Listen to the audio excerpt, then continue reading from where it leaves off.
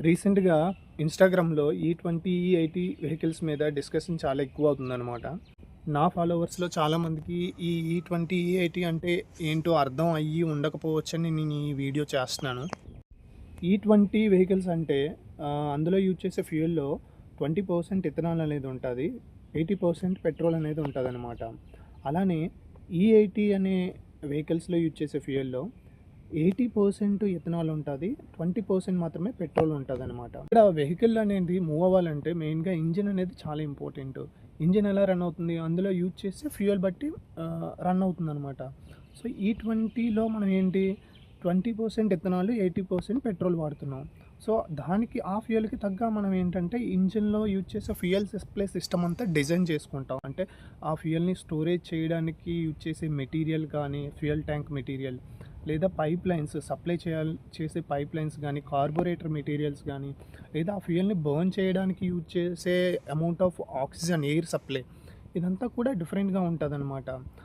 ఈ20కి అంటే ఈ80తో కంపేర్ చేస్తే, ఎందుకంటే మళ్ళీ ఈ80లో మరి 80% ఇథనాల్, 20% మాత్రమే పెట్రోల్ ఉంటది కదా! సో, రెండింటికి ఆ వేరియేషన్ అనేది ఉండాలి కంపల్సరీ.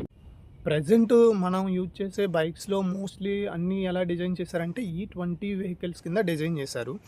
కాకపోతే ఇప్పుడు కాంట్రోవర్సీ ఎక్కడొచ్చిందంటే ఈ80 ఫ్యూయల్ అనేది తీసుకొస్తున్నారని. ఇప్పుడు ఈ80 ఫ్యూయల్ తీసుకొచ్చారనుకో, అందులో 80% ఇథనాల్ ఉంటది. 20% మాత్రమే పెట్రోల్ ఉంటది.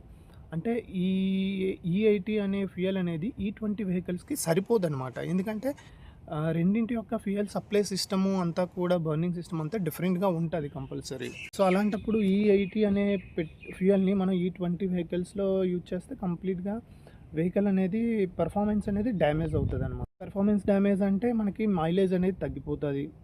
కంప్లీట్‌గా కాంపోనెంట్స్ అనేవి డ్యామేజ్ అయ్యే ఛాన్స్ ఉంటది. మీ కార్బొరేటర్స్ సరిగ్గా ఫంక్షన్ చేయకపోవచ్చు.